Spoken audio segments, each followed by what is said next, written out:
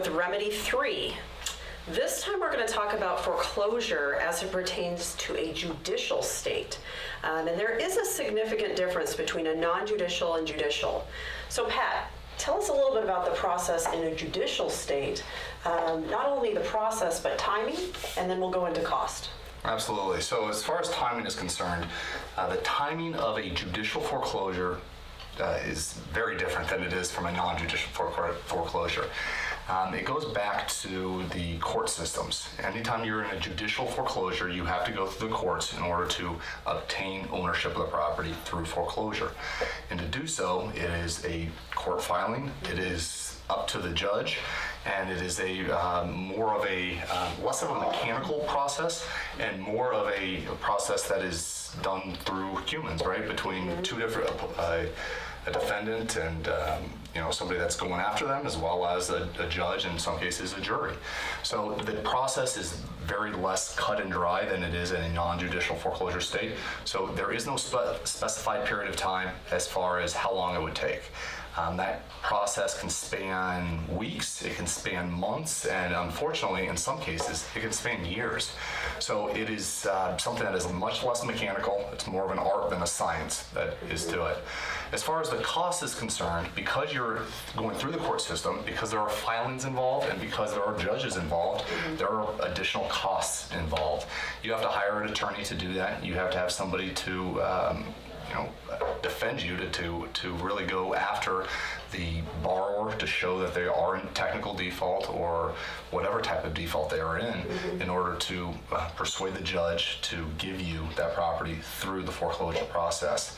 In order to do that, you have to go in front of the court system, and when that happens, it is much less predictable as far as timing and outcome of it.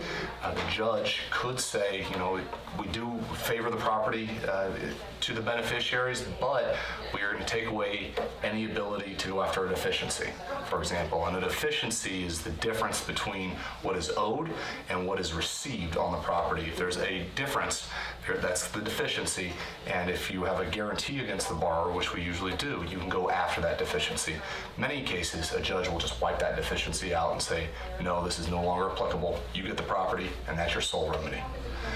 So the costs are much higher, the timing is much longer, and the process is much different.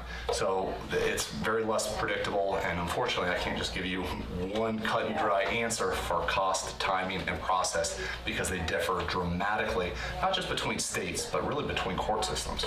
What would you say the percentages that Ignite funding lends non-judicial versus judicial states, and is this the reason why? To answer your first question, as far as the percentage is concerned, I would say 95% of what we lend is in non-judicial states. As to why, absolutely. Because of the process is a lot longer, a lot more cumbersome, and a lot more costly, we tend to stay away from those states. There are certain circumstances where we do go into a state that is a judicial foreclosure state. We've done loans in Missouri, we've done loans in Chicago, or Illinois, I guess. We've done loans in Florida, a few other states that require a judicial foreclosure, but those are usually few and far between. The way it's broken down is the judicial foreclosure states are usually on the East Coast.